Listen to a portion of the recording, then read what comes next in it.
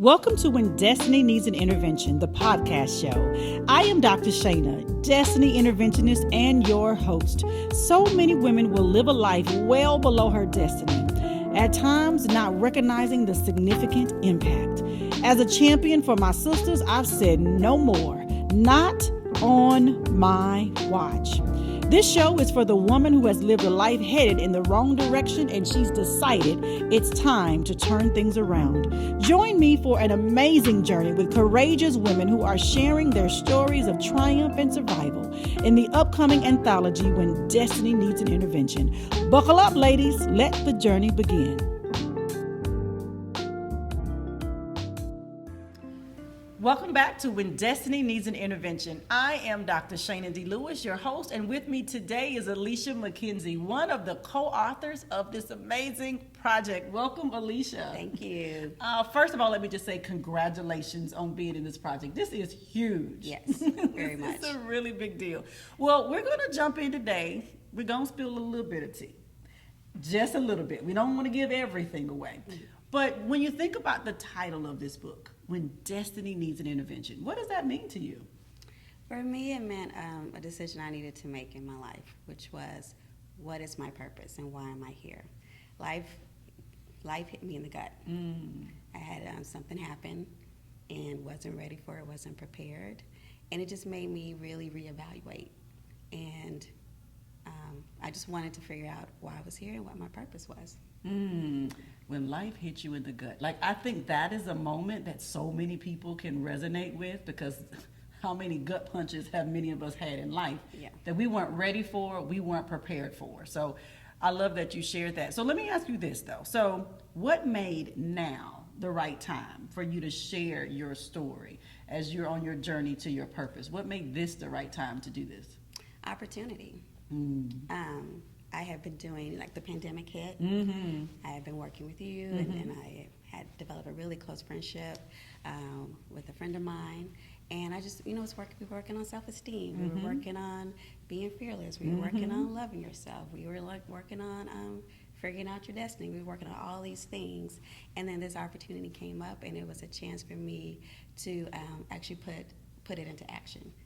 Show up, do something different, challenge myself. I love that. Be fearless. Be fearless, yes. So that's what this project really means for you. It's about you being fearless, doing it anyway. Yes. Right? I love that. So without giving away the whole story, what is it that you want women to know when they read your story? What do you want them to walk away with? That it's never too late. Whatever you want to do. For me, it was finding that self-esteem. It was finding that confidence. It was figuring out how to love myself. And even though I feel like, I'm a little older, I still have a lot of life left in me, a lot of life left to go. And it's time to take it by the horn. It's time to just go for it. And so no matter what you want to do, whatever that is, it's never too late. Just go for it. Oh, I agree with you. It's never too late. We talked about that in the green room when we said older. I'm like, girl, we not too far in age. We just born yesterday. Literally. We are just getting started, okay? Yes. Just getting started. But that's a great message, though, because I think I've heard women say that. Like, I'm 50 and life is over. Whatever has happened, it's too late for me. If I don't know it by now, I'll never know it. And that really is a debilitating blow, right? When you don't think you have time. Yes. When in reality, what you're sharing is, no matter how old you are, if you're still here, you actually do have time. You have plenty of time. You Yes. actually do. Yes. But perhaps women struggle getting to the place of understanding what that purpose is, right? So for you, what was that journey like for you? If you think some of the big things you had to do to figure out what your purpose was, not necessarily sharing exactly what the purpose is at the end, but what kind of process did you have to go through to get there? Well, I had to step out of my comfort zone. Okay. That was the big thing. Because I was feeling a little stagnant in life. Okay. And not realizing how to get out of that. And not realizing that you're comfortable kind of going to work and going home. You're kind of comfortable in that. Even though I was not liking it, I was comfortable. And I had to do things where I was uncomfortable. And even the things that I did where I was uncomfortable, it didn't turn out all great and rosy. Sometimes I was like, ugh. But what was uncomfortable for me externally grew me internally. And that's what I needed.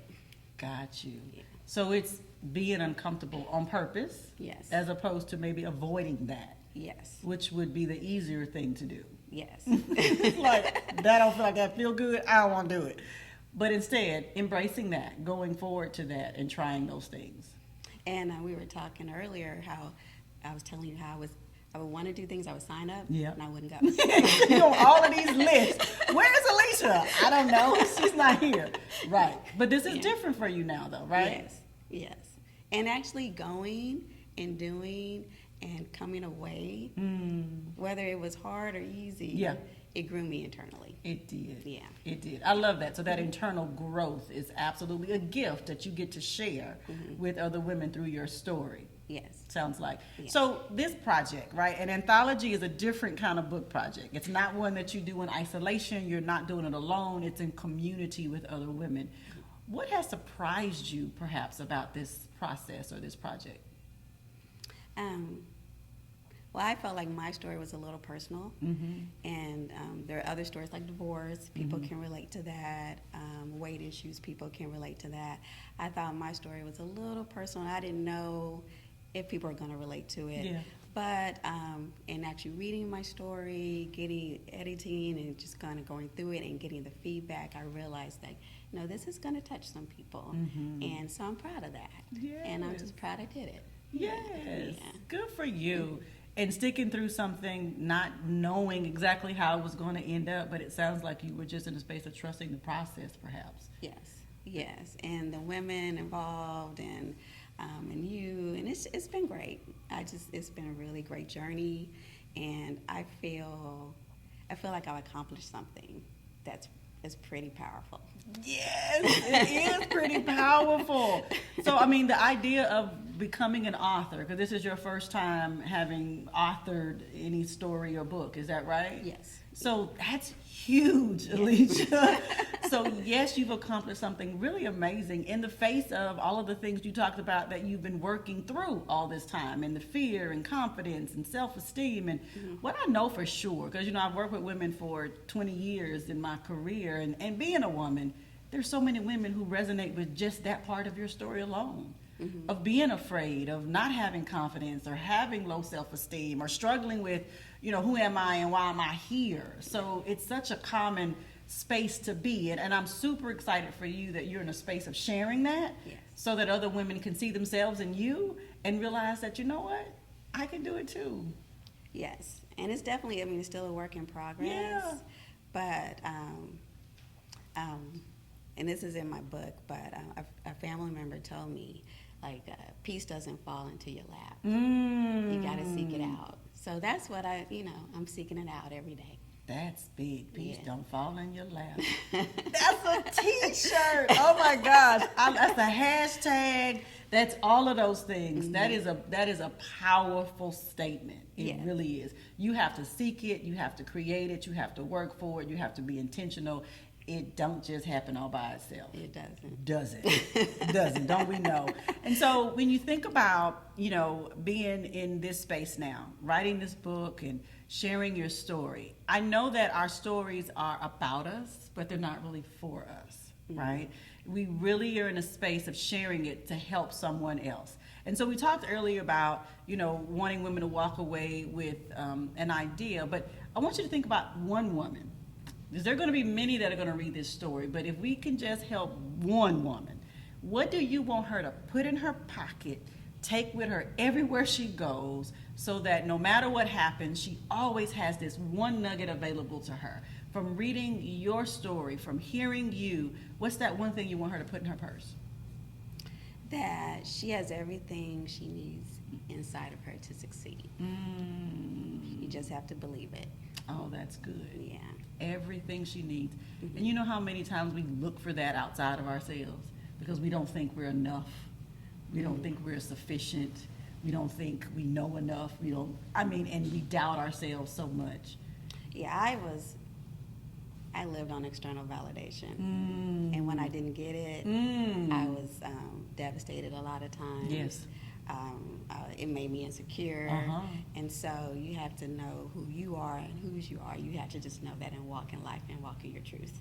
And it can, and that'll help you get through some of those things. Oh, that's good, because living on external validation, it makes me think like you're living on some food that doesn't nourish you at all, because you're still starving. Living on Doritos. Living on Doritos! Like, we don't want to live on Doritos, because that is not going to sustain you. Right. Oh, that's powerful, Alicia. Yeah. That's so powerful. And so what I'm imagining right now is a woman who's been living on external validation, seeking approval from everyone else around her, not knowing who she is or who she is, tapped out. Yes. Completely. What is the danger of a woman living in that space and never finding this space that you're on the journey to right now? What happens if she stays there? You allow other people to dictate your life. Okay. And you don't live your life the way you want to, and you don't live in your truth. Yeah. So, and that's where I'm at now. I want to live in my truth, and I want to do the things I want to do that are going to be good for me, grow me, but I also want to be a blessing and help other people. But I can't do that if I'm not whole. Exactly. So I got to be whole, and that's the journey I'm on, to be whole. Got you. Yeah. I love that, being whole. Yeah. When we are whole, we function in a completely different way. Yes. We do. Then when we're in broken pieces, trying to get put back together by other people's validation, like they're the glue, but they're not. They're not. That's so true. No, they're not. Because that glue will fall apart, honey. It's not going to hold you together very long. It is superficial for sure. Yes. For sure. So powerful. Your story is very, very, very powerful, Alicia. And, I'm super excited that you chose right now to be in a space to share in such a way, even though it has come in a way that perhaps you never really imagined. I don't know if it's something you had ever dreamed of, actually happening in this way. But here you are. Mm-hmm. Here you are. How has this entire process changed you? And, because what I know is that when we go through things, when we challenge ourselves, when we face things that we're afraid of, we walk away a little bit different. Mm-hmm. So how have you been changed throughout this process?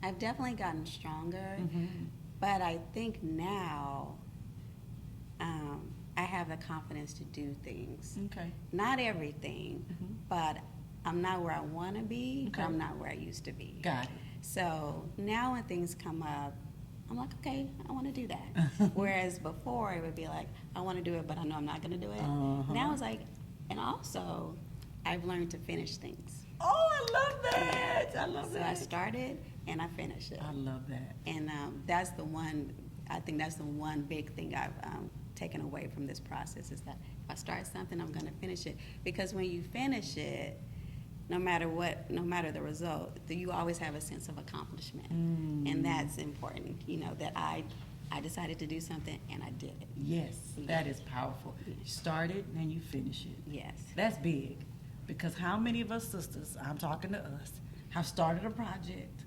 multiple things, and then finish it. There's like this row of unfinished things that are just laying in a row, right? Just started it, didn't start it, but that's because we probably didn't focus. We didn't have the commitment, the purpose, the know-how, right? And opportunity perhaps hadn't presented itself. But here it is. Opportunity met your willingness, and look what happened. Yes, and I'm just so happy and grateful to be a part of it, and it's been a great, great journey. It really, really has, and a great experience. And can't wait for the book to come out. Yes. And it's like, yay. And this is just the beginning. I just need you to know. Okay. It's just getting started. Like, it's just getting good right now. That's what it's just getting started right now. Well, if there are folks out here who I really resonate with Alicia and I want to stay connected to her, how can they connect to you, Alicia? Where can they find you on social media? I do have an Instagram. It's AKA Alicia. That's my alter ego. Oh, AKA Alicia. Catch that. Write that down. I love it. My email is aliciakmckenzie@gmail.com. So either one of those, you can reach me. Okay. Yeah. Well, very good. Well, thank you for being here. Super excited for this project. Can't wait for it to come out. All right, there you have it. Alicia McKenzie, one of the co-authors in When Destiny Needs an Intervention, Make This Life Your Best Life. I'm Dr. Shayna Lewis, your host. We'll see you next time. Thank you for listening to When Destiny Needs an Intervention, the podcast show. Make sure you get your copy of the best-selling anthology at www.whendestinyneedsanintervention.com.